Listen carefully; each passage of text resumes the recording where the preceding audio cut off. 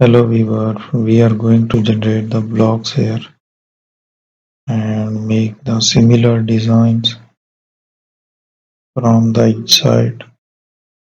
Make so let's have some different shapes on it.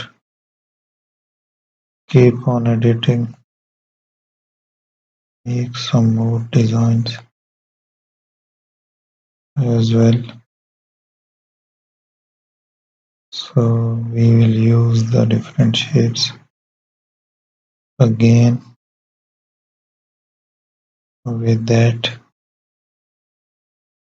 So we will cover up the whole area, shapes as well, make some more designs and have the difference there.